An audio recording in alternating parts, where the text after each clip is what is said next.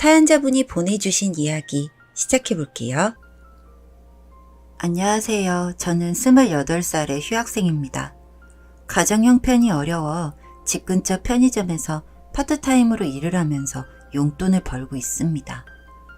엄마가 일찍 돌아가셔서 아버지는 혼자 사시다가 얼마 전 재혼을 하시고 저에게도 새엄마와 언니가 생겼습니다. 계모라고 다들 걱정했지만 다행히 저희 엄마와 언니는 성격이 선하고 착해서 같이 사는데 어려움이 없었습니다. 게다가 저와는 달리 언니는 똑똑하고 머리가 좋아 명문대를 졸업하고 대기업에서 일하고 있었습니다. 전 전공이 잘 안 맞아서 편입을 목표로 준비하면서 영어학원을 다니고 있었는데 언니는 그 학원비를 다 대주었습니다. 이복 자매였는데도 친언니처럼 그렇게 저에게 잘 해주었죠. 고마운 일이었습니다. 엄마는 보험 설계사를 하셨었는데 이젠 현업에서 은퇴하시고 아버지와 조그만 가게를 하시게 되었습니다. 등산복을 파는 의류 전문점이었는데 처음에는 사이가 좋으셔서 장사도 잘 되었지만 시간이 갈수록 다툼이 늘어갔습니다. 그것 때문에 언니는 독립을 했고 저 역시 나가고 싶었지만 아버지가 말리셔서 집에서 출퇴근을 하고 학원을 다녔죠. 어렵게 한 재혼이었는데 이런저런 일들이 생겨서 두 분 사이가 나빠지니 전 가운데서 어쩔 도리가 없었습니다. 술도 마셔보고 친구와 하루 종일 놀러 가보기도 했지만 결국 집에 들어와야만 했습니다. 다툼이 이어지면서 결국 새어머니는 언니 집에 가 있게 되었고 아버지는 혼자 우시면서 술을 드시게 되었습니다. 전 아버지가 힘들어하셔서 편의점을 그만두고 매니저님과 가게에서 일을 하게 되었죠. 의류 전문점의 특성상 입어보고 사겠다는 분들과 선물로 준 다음 반품하시는 분들이 많아서 스트레스가 상당했습니다. 아버지가 얼마나 힘드셨을까 생각해보니 새어머니의 강한 생활력에 밀려 말도 어눌하시고 심약한 분이라 결국 사이가 틀어진 것 같았습니다. 아무리 사별이라지만 재혼도 하신 마당에 다시 헤어지시는 것보다는 나으니까 전 가게 일을 열심히 도왔습니다. 아버지가 쉬시는 동안 새어머니는 가끔씩 오셔서 일을 하셨고 저와도 밥을 먹기도 하고 그렇게 같이 교대로 일을 했습니다. 제가 학원 시간에 맞춰 오전에 일하고 오후 4시에 퇴근을 하는데 어떤 신사분이 옷 구경을 하러 오셨는데 둘러보다가 새어머니와 인사를 하는 겁니다. 보험일 하실 때 고객이었던 분이라면서 제게도 소개를 해주었습니다. 한눈에 보기에도 능력 있어 보이고 멋진 중년 남자분이었습니다. 저희 아버지보다 나이도 젊고 세련된 분이라 두고두고 기억에 남았죠. 하루는 언니가 학원 앞에서 만나자고 해서 나갔더니 밥을 사주겠다면서 레스토랑으로 데려갔습니다. 평생 먹어보지 못한 랍스터 요리를 주문하고 먹으면서 이런저런 대화를 나누는데 엄마가 아버지 때문에 힘들어한다는 얘기를 꺼냈습니다. 처음엔 순하고 착한 줄 알고 재혼했는데 고집도 세고 피해의식이 있는 것처럼 아버지를 끌어내리는데 아무리 고급스러운 밥을 사준다고 한들 기분이 나빠 도저히 먹을 수가 없었습니다.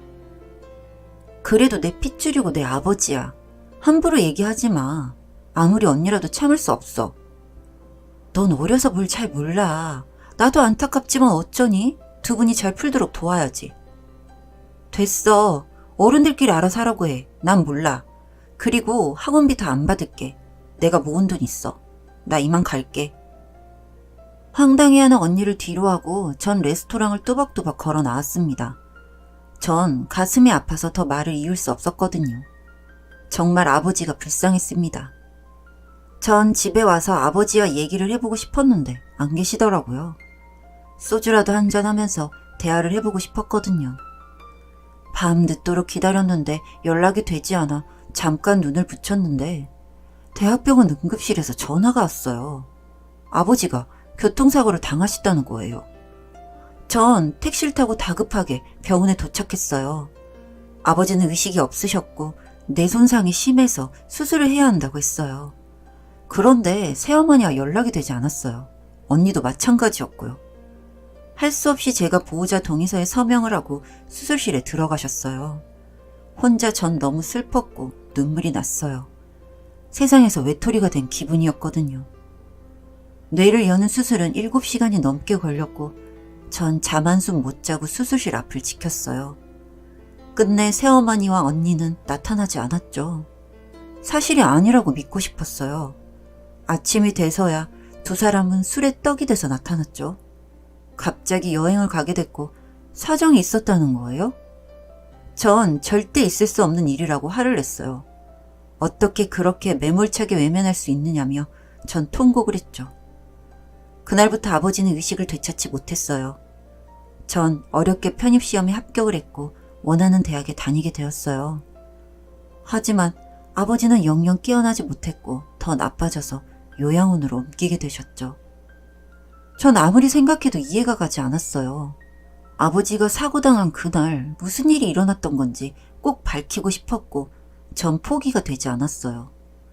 경찰에서는 아버지가 횡단보도를 지나가는데 차가 들이받았다고만 했거든요. 단서도 없었고 목격자도 없어서 미제 사건으로 남았다고 했었어요. 전 다시 경찰서 교통계를 찾았어요. 그리고 사건 파일을 보겠다고 했어요.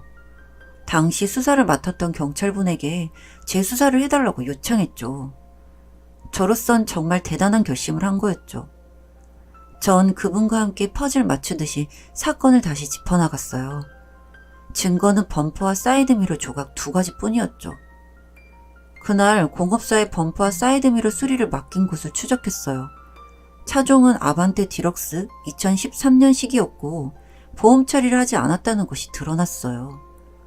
뭔가 감출 게 있다는 반증이었죠. 용의자는 40대 남자고 뒷목에 타투를 했다는 것 외엔 CCTV 화면이 화질이 고르지 않아 누구인지를 특정할 수 없었죠. 정말 힘든 싸움에 뛰어든 거였어요. 차주를 조회해보니 예상한 것처럼 대포차였어요. 사건 현장과 관련된 블랙박스를 찾는 건 쉽지 않았던 게 그 시간에 지나는 차도 없었고 교차로 부근에 있는 간이 매점뿐이었고 주인은 그날 일찍 문을 닫고 갔다는 것 외엔 별다른 정보가 없었고 그렇게 포기해야 하나 싶었죠. 용의자 뒷목에 있는 타투가 사건의 열쇠가 되었어요. 그 디자인을 고집하는 타투이스트를 찾았고 본인이 직접 그렸다는 진술을 받았죠. 이제 검거는 시간 문제였어요. 나중에서야 그가 클럽 웨이터로 일하는 곳을 급습했죠. 담당 형사의 치밀한 취조로 자백을 받아냈는데 돈을 주고 시킨 사람이 다름 아닌 새엄마라는 게 밝혀졌어요. 이미 공항에서 출국 수속을 밟고 있다는 게 알려지면서 공항 경찰의 협조로 기적적으로 잡아냈답니다. 아버지와 성격 차이로 다투다가 새엄마가 외도를 하는 것을 아버지가 알고 나서 몸만 나가라는 말에 홧김에 일을 저질렀다는 말에 전 주저앉아서 울었어요. 외도 상대는 제가 의류 전문점에서 봤던 그 남자가 맞았고요. 처음으로 새엄마의 멱살을 잡고 흔들었어요. 당신이 인간이냐고, 사람 맞냐고. 아버지가 사경을 헤매던 시간에 세 사람은 펜션을 잡아서 놀았던 겁니다. 새언니 남친까지 나중에 합류해서 정신없이 술파티를 벌였던 거죠. 이가 갈리고 피가 거꾸로 솟을 일이었죠. 정말 다 죽여버리고 싶었습니다. 시간은 흘러 재판 후 결심 공판에서 징역 5년을 받고 청주교도소에 수감되어 복역하고 있습니다. 공범은 아니었지만 저와 피 한 방울 안 섞인 언니는 지방 발령을 받아 사택에서 살면서 새엄마 옥바라지를 하게 됐고요. 전 사회복지학과를 졸업하고 대학병원 호스피스 병동 완화의료센터에서 근무하게 되면서 아버지 재활치료에 정성을 쏟았습니다. 비록 말 한마디 제대로 못하시고 어눌하게 반응만 해주셔도 전 가슴이 벅차올랐죠. 요즘은 잘 웃고 손도 잡아주시곤 합니다. 그렇게 파란만장한 세월을 보내고 아버지는 이제 보조기구의 도움을 받아 걷기도 하십니다. 그간의 고생을 다 말하긴 어렵지만 정말 지금은 기적이 일어난 겁니다. 전 새엄마의 악행이 밝혀지면서 인과응보는 있다는 것을 믿게 되었습니다. 세상에 남은 건 아버지와 저 둘뿐이지만 행복하게 살고 있습니다. 조금이라도 회복이 더 되셔서 대화도 하고 싶고 오래오래 함께하고 싶습니다. 긴 글 읽어주셔서 감사합니다.